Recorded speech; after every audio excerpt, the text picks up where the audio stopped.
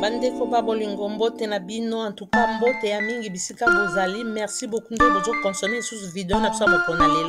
lelo tozolobela feuille de manioc oyo biso na balingala tobengaka pondu. Pondu ezali légume, pondu eza légume ya kitoko oyo biso tokoli nango tolia yango trop. Nzoto na biso yebi pondu malamu mpo vi na biso nyonso pondu na pondu. Toliaka pondu mingi me toyebaka te ba bienfait ya pondu na banzoto na biso yango lelo ensemble nalingi to découvrir ba bienfait oyo ezali na pondu. Vraiment pondu ezali plante moko ya malamu, eza plante moko eza culture moko vivrière ezali très importante na ba région mingi ya monde. Na Afrique presque partout en tout cas bato baliaka pondu ba Liberia baliaka pondu, bata Nigeria baliaka pondu, bata Ghana pe bata mboka mosusu ya ba Afrique en tout cas pondu eliamaka makasi po eza légume moko très goût, eza na goût kitoko, goût nango ezaka doux ape po lokwaka épinard. Vraiment pondu ezaka bien surtout soko oyebi kolamba yango bien omona ke okonsoma yango pe bien et puis elambamaka ekotaka pe susu na ba légume mosusu toujours na cadre ya kobakisa protéine na banzoto na ndenge tolambelaka yango vraiment ezalaka na baprotéine ya makasi peut-être tozala kotiaka te mais yango toye tolobela yango po esunga biso eza vraiment la médecine traditionnelle ya makasi oyo bakoko bazali kosalela mpona kosunga balibota na bango sans le savoir mais malheureusement tozwaki mpenza ngolu wana te baparent baenseigner biso mpenza importance ya pondu mais na lelo na 21e siècle facilité ezali ya kosala ba recherche yango lelo toyoki kolobela bienfait nyonso oyo eza na kati ya pondu na biso. Vraiment bandeko je vous encourage bo consommer pondu. Pondu eza bien makasi. Ba avantage nini eza na feuille de manioc? Eza d'abord riche en protéines. Soko ole 100 grammes ya feuille de manioc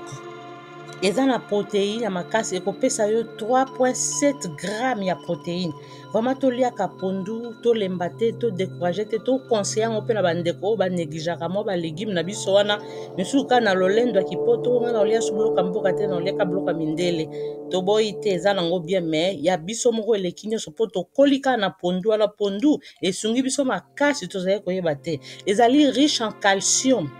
eza très bonne source ya calcium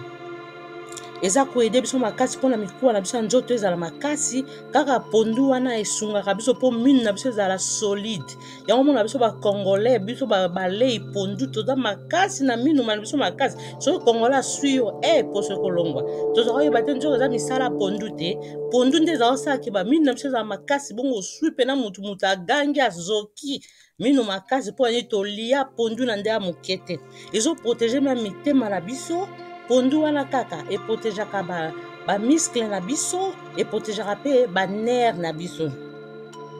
po omoni na kati nango lokola calcium ezali yango omoni pondu ezoede bon fonctionnement ya nzoto na biso mpona bandeko oyo baza na badiabete ya type B pondu eza vraiment riche en fibre ekosunga bango makasi esengeli na bango bakonsomaka pondu mingi mpo pondu wana nde koede kogere mpenza glycémie na bango mpo maladi na bango ezala ameliore ntango bazozwa batraitement azolia mpe pondu mingi pondu wana ezali riche en fibre nde koede kocontrole glycémie ya bato baza na diabete ya type B pondu wana kaka eza vraiment lo eza faible na glycémie yango lomoni ntango moto azolia yango surtout soki oza na diabete te soki oliaka vraiment pondu bi ozomonaki ekosunga yo mpe mais de temps en temps biso moko mpe toyeba kaka kocontrole koconsommation ya sucre mpona koevite situation babengi ya diabete ezali mpe riche en vitamine C pondu ezali une source ya vitamine C eza koede ya korenforcer système immunitaire na biso po tozwaka bamaladi pamba te mpe eza koprevenir bamaladi ebele vraiment tozangisa pondu te na alimentation na biso mpo eza na baavantage ebele kaka pondu wana ezofavorize perte ya poids soki oganyaka mwa bapoids mingi oliaka pondu na yo bien omonake bapoids na yo ekozala vraiment bien bando kozala géré omonaka okoma periode mwa taille na yo ya normal po soki ozokonsome ne fils que 100 grammes ya pondu eza déjà na 37 calories donc eza na mafuta te donc pondu eza bien tozangisa yango te na bacuisine na biso ya pondu wana mpe kaka ozomona biso bakongole tozali koyeba te nde tolia pondu mingi na vie esunga biso makasi mpo pondu ndenge eza wana soki olia yango bien omonaki kofanda no mpena boye nzala mpe eza te esungaka mpena ke operde meme nzala etondisaka de façon ke ovanda pendant un très longtemps ovandi mwa ntango mo molai ozomona ke oza no kaka na nzala te mpo na nini okonsomaki pondu na yo bien ezoede biso mpe na digestion ntango olie ozomona pondu na yo omona kodigere bien osala toilette na yo bien mpo pondu eza légume moko malamu eza na bafakite wana ya malamu mpona kosunga eza kosoulage meme bamo ya baestomac soki oyokaka balibumu mpasi olie pondu ya bien omona kaka ke edigere oyo mpe bien oko mpe soulage donc pondu ezanga te bandeko moninga aza na mwa constipation oyebisa lia mwa pondu mingi yango wana vraimen nde esungaka eza kisi monene tozali kolia yango sans toyeba pondu wana kaka ezoede mpe eréduire yo bafièvre so omoni moto aza na fièvre makasi yebisa ye alia pondu ekosunga ye omona mpe fièvre wana ekozala réduit so mpe abakisi mwa kisi na fièvre omona ke aokóma na ye bien eza na bapropriété anti-inflammatoire ezoréduire bainflammation na nzoto na biso na 60%. Donc pondu eza vraiment malamu mingi ezanga te na alimentation na biso na bacuisine na biso bamama na ngai na asi boyoki bana na fièvre pesa ye pondu tiango pene ya mai amela pene ya mai ya pondu wana ekoyede omona mpe akodigere bien akokóma soulage omona ke mwana akoyoka na ye bien lelo nayeli bino recette ya pondu ya madesu mpo mingimingi pondu ya pamba toyebaka na biso kolamba yango bien ya madesu bamama mingi bazalaka ta mosu na balakine alamba pondu ya madesu bien yango na lelo nalingaki nalobela na ntina na pondu ya madesu mpona recette na biso ya lelo baingredient tosalelaki nazalaki na thomson mpona tumbaki natiaki ya kote me nakolakisa mpenza mwamba thomson te lelo nakolobelaka mingimingi pondu ya madesu na biso pondu ya madesu na biso ngai nalamba yango na ndenge na ngai naye nalakisa bino ndenge ngai nalambaka j'espère mona motaa mpe na ndenge na ye me nasepelaki quand même nalakisa modele na ngai mpo ezalaka mpena goût malamu baingredient na ngai pondu nano ezalaki ingredient de base apres nazalaki na madesu na ngai nazalaki na matungulu ndembe nazalaki na zukini eza lokola zukini eza kaka légume eza lokola na soki kombo ye na restaurant eza kaka balégume oyo nasalelaki eza ya jaune nazalaki mpe na ai na nga 10 morceau ya ai na rapaki yango apres mungwa ezanga te mwa pilipili mpo esalaka kitoko mafuta mbila ya nga na bandaka natokisi madesu na ngai natiaki 2 verre ya madesu natokisi yango ntango nazotokisa madesu na ngai natiaka mwa 2 feuilles de laurier natie mwa mafuta mbila ndamu natie mungwa mpo eza deya na mwa mungwa nango mpo biloko eza na mungwa kokoka mungwa ekota deya na madesu ntango natokisi madesu na ngai nalinga madesu elemba mingi te so eza mwa makasi nakangi moto apres nakozwaki kalingwa mafuta mbila natie matungulu nazeli matungulu ebela apres nabandi kotia ndembe navandi yango mwa moke apres nakotia ai na ngai oyo narapaki natie zukini na ngai soki eza salepa so mpo olingi otia baseleri bapoivron nao natiaki mpe seleri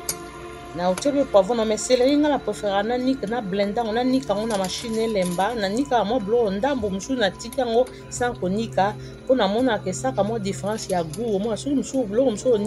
oniki te ala omélange omona na konika matungulu ndambu ndembe ndambu me mosusu mpe natiki naniki te mpo esala bien apres nakotia pima na ngai natiki yango vraiment etoka elemba mpo ezala facile mpona kokonie kolamba epuis so naza na mbisa kokauka na ngai ntango nazotokisa bamatungulu biloko na ngai nyonso toa baingredient na ngai nazwaka mpe mbisa kokaka natiango na kati elemba ensemble ntango ekolemba bongo apres nakozwa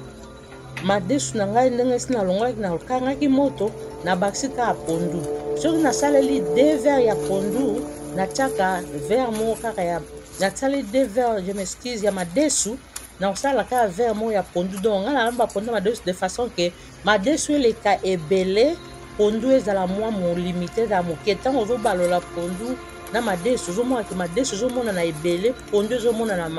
mwa moke sikoyo pondu na ngai ntango eza mwa moke bongo eloko nini ekocouvrir moke ya pondu na kokomplete yango sikoyo na baingredient na ngai lokola bandembi oyo natie ya bakote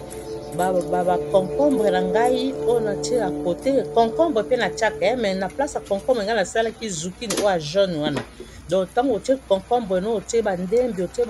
baseleri na yo yango nde soki ekokomplete pondu esalaka ekoma équilibre na madesu ntango okomélange nyonso otie na pondu ya madesu na ntango omélange pondu ya madesu otika yango etoka mwa moke ensemble après ndo kolandisa baingredient na yo otie likolo. Ntango otie bo obakisi mwa mai moke otie mwa pima na yo okangi yango otiki yango etoka apres oye kofungola omeki mwa mungwa soki mungwa ezangi obakisi otali mpe so mafuta emonani mwa bien te obakisi mwa mafuta otiki yango etoka obaloli bien ale pondu na yo ekomi prêt. Vraiment bandeko nasepeli so makasi na kopartage recette na ngai bolambaka pondu bokonsome pondu makasi mpo pondu esungaka biso eza vraiment légume ya kitoko bino mo bomoni bavitamine oyo eza na pondu na biso nazorappele bino eza na vitamine C eza kosunga biso eza na calcium eza na protéine ezosunga biso mpe elongolaka bafièvre eza anti-inflammatoire ezosunga digestion donc pondu eza vraiment source ya makasi ya vitamine na banzoto na biso ezosunga mikuwa na biso bamiskle na biso banerve na biso efonctionne malamu normal mitema na biso pondu wana kaka ezoprotege meme mitema na biso. Nzambe apambola bino bozangisa pondu te na bacuisine na bino na kokonye koyela bino barecette mpona lelo namoni na suki wana. Que Dieu vous bénisse. Kimia Nzambe reine na mabota na bino. Vraiment bozala malamu tokutani na prochaine émission. Que Dieu vous bénisse, que Dieu bénisse que Express TV. Merci.